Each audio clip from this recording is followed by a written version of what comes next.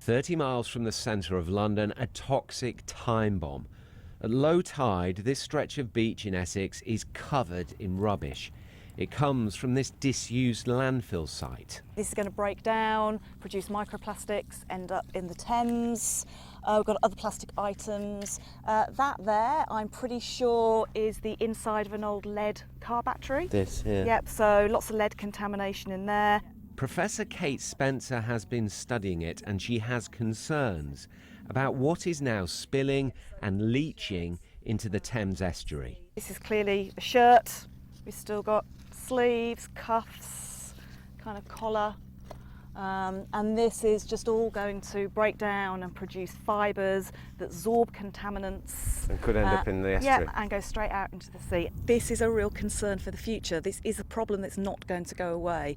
We know that this site is eroding. We know of a number of others around the UK, and we know of well over 1,000 sites that are vulnerable to potential flooding and erosion. And you can see, I mean, we are right on the edge of the Thames here, and that waste is sitting in the high water mark. This landfill was closed in the 1970s.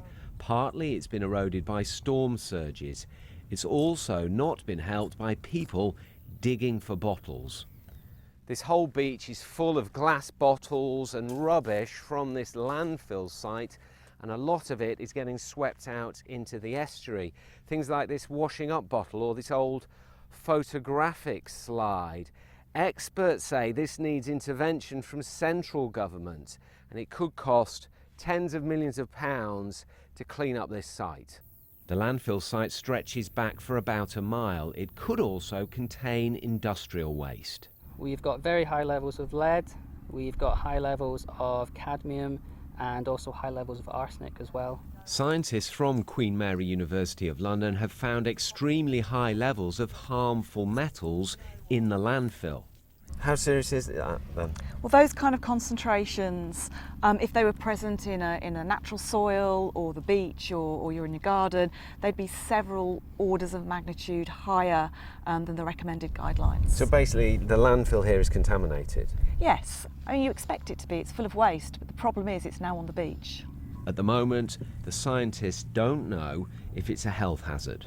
We really need to understand what the risks are. I mean, it looks awful. You know, we can appreciate that it looks horrible, but we really need to understand what the risks are, whether it's highly contaminated, whether it can get into the water, whether it can go into the food chain.